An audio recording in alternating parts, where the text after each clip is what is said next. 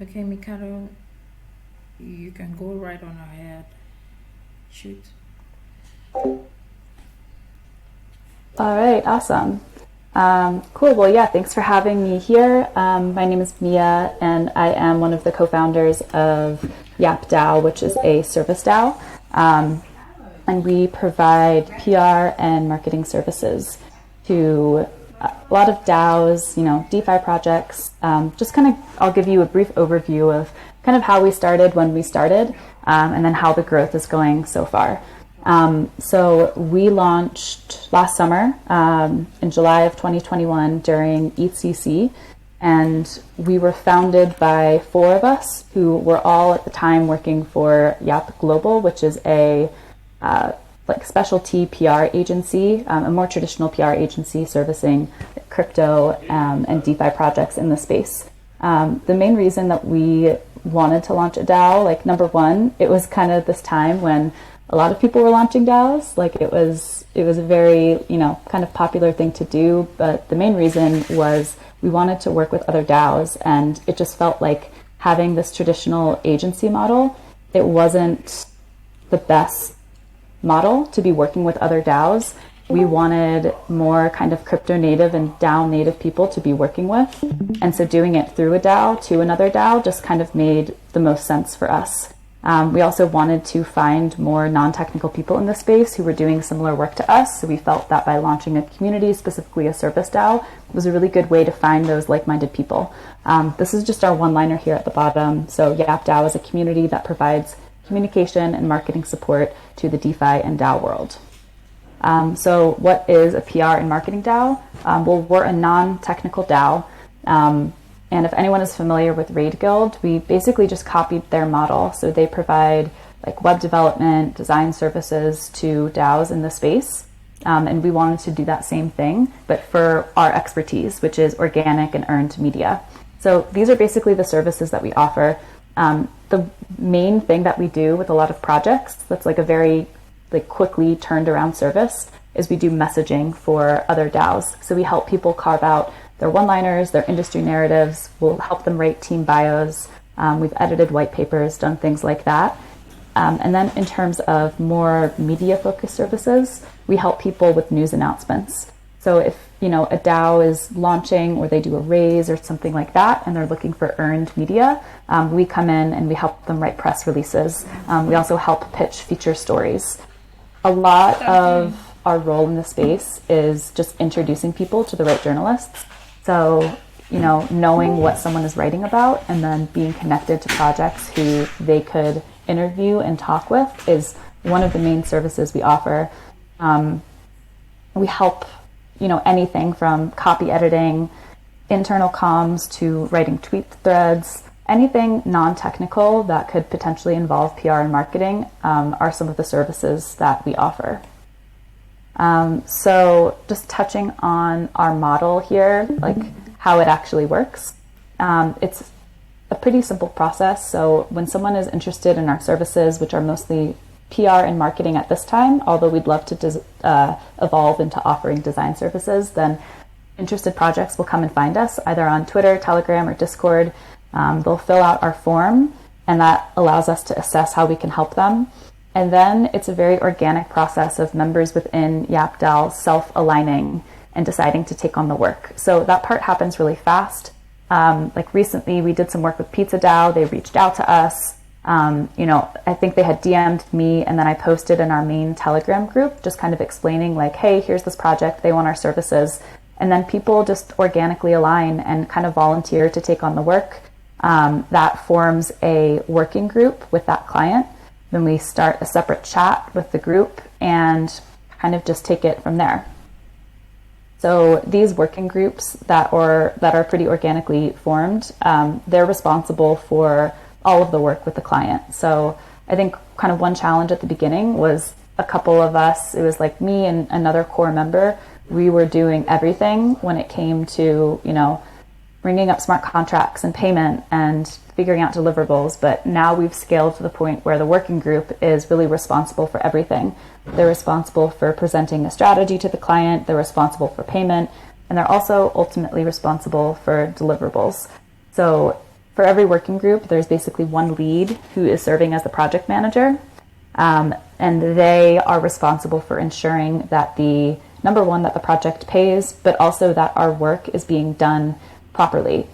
I think with these non-technical services, there's a big difference in landing something in like a really top tier crypto publication versus a site that no one has ever heard of. So figuring out systems to measure that quality and ensure that we are able to service kind of to the best of our abilities, that is mostly handled by these working group leads. And all of our working group leads, they're people with really extensive backgrounds in public relations, in marketing. And all of us, I think there's about 5 people, I would say, within the DAO who kind of serve as these working group leads. All of us have been working in the crypto space for, a couple of years now. So we have a pretty good pulse on just the needs of the industry. In terms of revenue models, as I mentioned, we basically just copied Raid Guild's model when we started. So a project pays us, and 90% of that payment goes directly to members of the DAO. 10% of that payment is held in the treasury of YAP DAO. This is the part that's probably most exciting to me. A lot of us come from agency life, creative agencies, where you really don't see, the money that you're getting for doing the work. You might be servicing like 5, even 10 clients, and all you get is, a monthly payment. But in YAP DAO, it's really amazing to see how much harder almost people are willing to work when they're really able to keep most of the payment. The money that's in our treasury, we just use that for things that the DAO needs. So it's stuff like, designing our website or paying someone to build our website. If we ever do event sponsorships, that money comes from the treasury. All of this is just done in DAO House.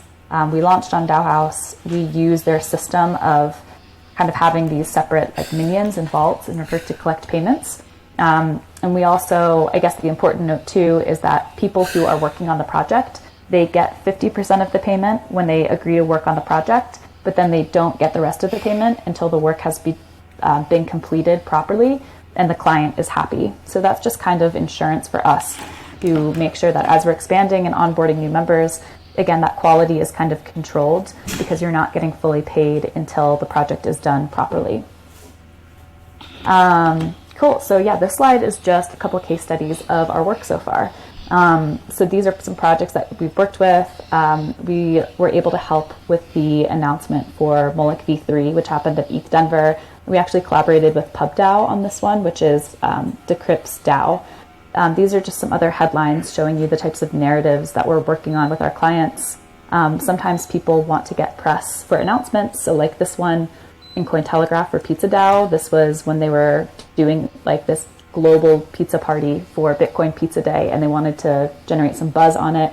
We help people author op-eds. So, a lot of people already self-publish on Mir or on Medium, but sometimes people want to get these earned media placements just to boost their own names and their own thought leadership. So this was an op-ed that we did in the Defiant. And then this down here, Crypto Briefing Story, this was a feature story where, this was last summer, like August 2021, where a lot of journalists were still trying to figure out what are DAOs and what is happening here. And so we were able to connect them with some projects that we were working with at the time and kind of frame this story of, DAOs as the future of work. And these are just a couple more case studies here of, again, it's more so to show just the types of narratives that we're trying to help get our clients inserted in. So sometimes it's newsjacking prediction pieces like this forecast one down here. There was an editor at Forecast that just reached out and was looking for predictions at the end of the year. This was an op-ed in Being Crypto about why it's important to onboard more non-technical people into DAOs. And then this Decrypt piece kind of analyzing what is actually happening within Web3 communities. So again, all of this is earned media. It all comes through really getting to know the projects we work with and then creatively trying to tell their stories. So as I mentioned, we started with 4 members last summer, and this is where we are today. So we now sit at about 15 regular contributors. We do have more people in our community, but in terms of people actually regularly taking on projects and contributing to the DAO, it's more like 15 people. We've serviced over 10 projects, and 3 of those projects have come back and wanted to do ongoing work with us. And then, as I mentioned, 90% of all of the money that we're bringing in goes to our contributors.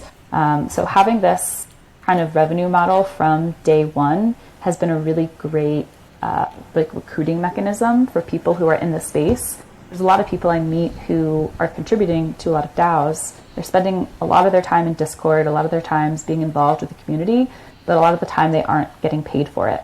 So it's really important to us to find ways for all of our contributors to actually make money, because we do have this service that we provide. And then down here is just a couple more projects that we've worked with, whether it was once or a couple of times. Prime DAO, DAO House, Aladdin, Moon DAO. Those are all projects that came to us either through our website or a Discord, or it's maybe someone that we met at an event. So what is next for us? Well, number one, it's been really challenging to recruit people who have these non-technical skills. So anytime I meet someone in the space who is a writer, or they're working in marketing, or they have these non-technical skills, I always tell them about the type of work that we're doing. As I mentioned at the beginning, this name YAP DAO, it did come from YAP Global, which again is a more traditional crypto PR firm, but we are in the midst of rebranding, so that's been a fun kind of project within the DAO, choosing a new name, kind of taking that next level of really separating ourselves to have that distinct division. The DAO allows us to do really quick work. It allows us to do one-offs. When you're running an agency, you have to have clients on retainer so you can pay your staff. But in a DAO, you don't need that model because it isn't, really full-time work for anyone. So that's kind of one thing we're working on right now is this rebrand, which we're all quite excited about. And then in terms of pledging, this is just our model for how we're recruiting people. So we do have a 500 DAI pledge. When you pledge, you get shares that represent ownership of the DAO. The reason that we have the 500 DAI pledge is because, you can, really make money when you're participating in this service DAO. So projects who need our services will pay anything from, a couple hundred DAI to a couple thousand DAI, maybe even 10 or 12K DAI if it's a really long form announcement that's requiring, months of writing press releases and pitching. But you can rage quit. So, people have joined and haven't been able to find work that aligns with them. And then they've, had to rage quit and they get that DAI back. In terms of the skill set within the DAO, most of us come from PR and comms experience. There's a couple of us who are marketers. We do have one designer, and then we also have a couple writers. A lot of our work does just come back to helping projects define their messaging, and that can be a really quick turnaround where it's just maybe 1 or 2 meetings with the project, doing a lot of editing for them, copy editing. They want to publish something through their own channels, so we're the kind of the final person who's looking at it and reviewing it. And those are all things that are, really needed in the space, the amount of kind of typos and errors I'll see just in white papers or on websites. And we also do handle crisis comms. So we have had a few projects very recently come to us. They're worried about their communities. They're making, there's a lot of chatter in their governance forums, and they're really trying to communicate appropriately to their communities. And that's one thing that we do help with as well. And members can pledge just directly through DAO House. A lot of people come into our community Telegram channel first, or they reach out to us on our website, or a lot of people will just, direct message me just on Discord or Telegram to learn more. And yeah, just a quick shout out to where some of us are going to be just in the next couple of months. So we will be at ECC in Paris next month in July, and then a couple of us are also going to be going to MCon in Denver in September. So we'd love to, meet anyone else out there who is involved with service DAOs, tell you more about what we're doing. We will probably have a new name by then, a rebrand. So just kind of keep your eye out for that. And yeah, this is just a link to our website and then our Twitter. It's just at @YAPDAO_. And down here, these are just kind of a shout out to some of our core contributors, people who have kind of been with us through the start. And yeah, we're like a lot of other DAOs. We all live all over the world. So I'm in the States. Dylan and Max are in Australia. Sam, Clement, Martina are in Europe. So we're able to, really work with any type of project in any time zone. And we all have these different connections to our local media. So that's just kind of another value add of us as well. And yeah, I think that was the last slide I had on here. But yeah, if anyone has any questions or any comments, would love to hear from you.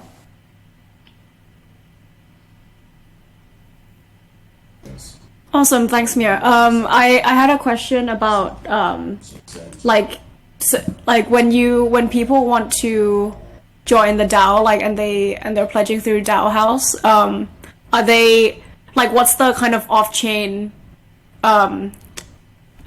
is there an interviewing process? How do you guys make decisions about who joins the DAO, or who's qualified to join? Yeah, that's a great question. Thanks for that. So we do ask people to submit, basically just write a paragraph or two about themselves and their experience. And there's kind of a spot in the application through DAO House. That being said, we looked at the numbers recently, and 90% of our members have actually come through people we know. So it's kind of just that power of kind of being validated through friends or other people in the community, where when someone refers someone to us, we usually are pretty excited about having them join the DAO. But just other basic things too, it just kind of checking out their Twitter, seeing if they have done work like this before, seeing, it's who else is following them on Twitter, have they ever written things?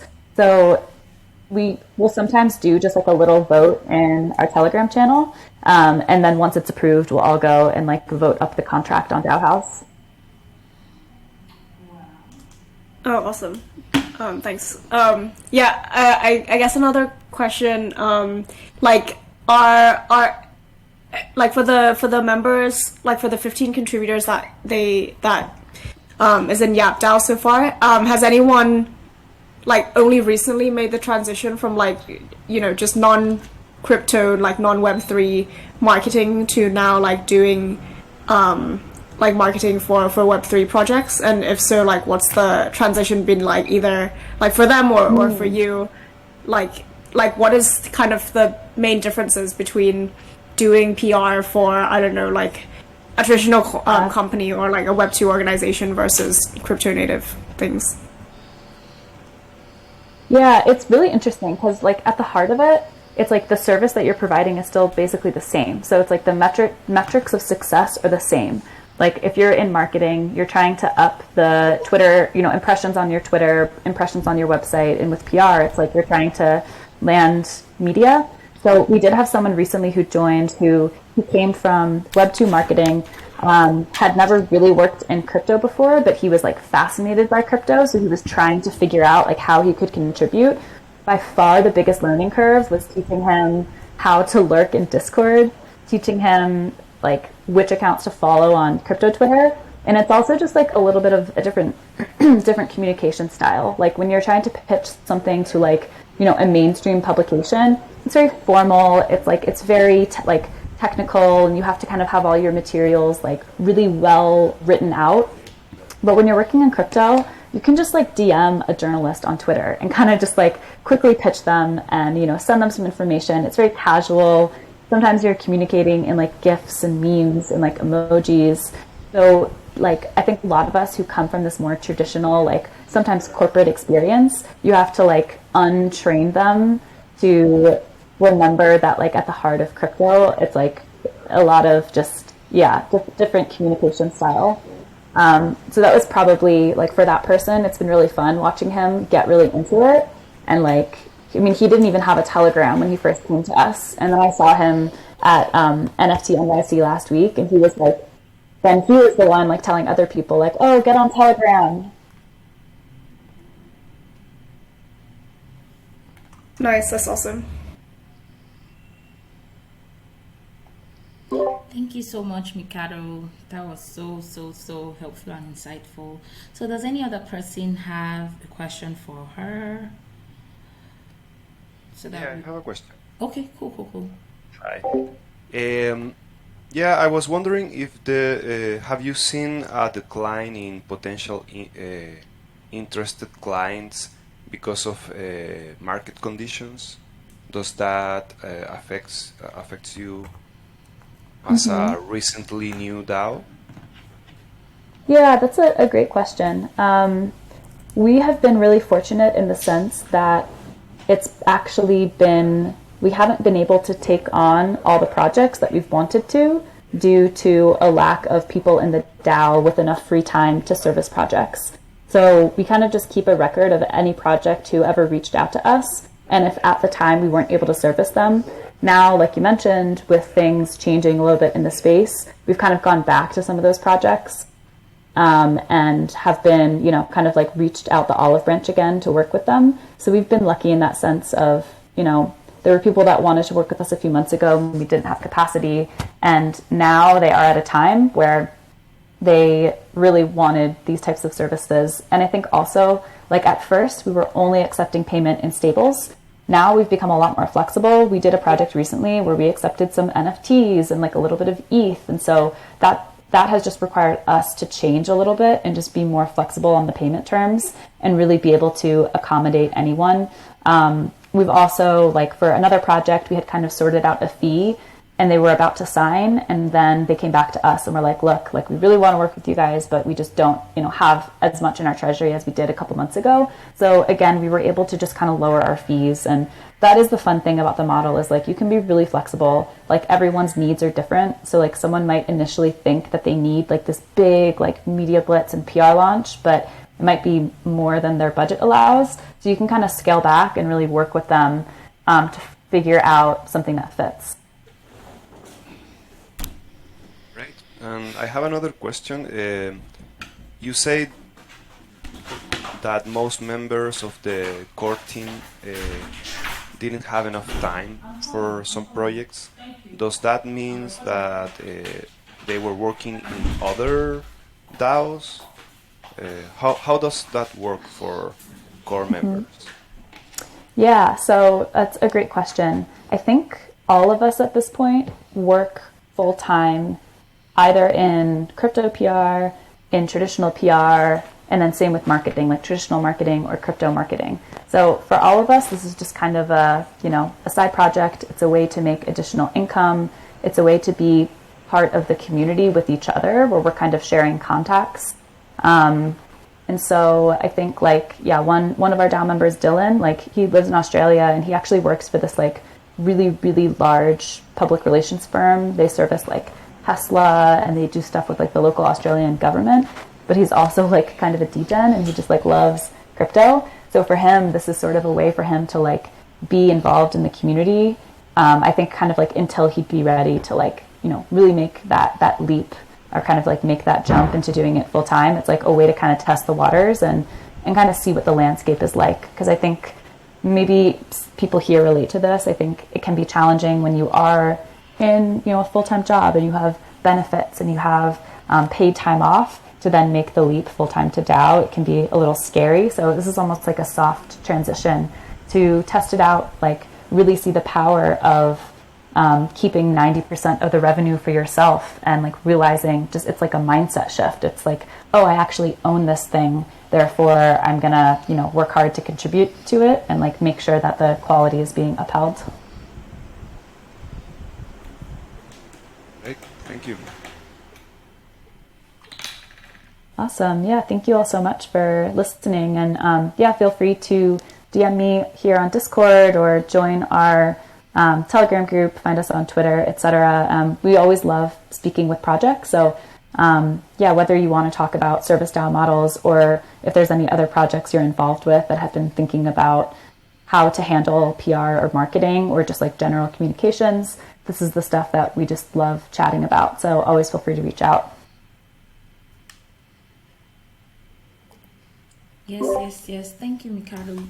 Please, do you mind if you share the presentation in the general chat?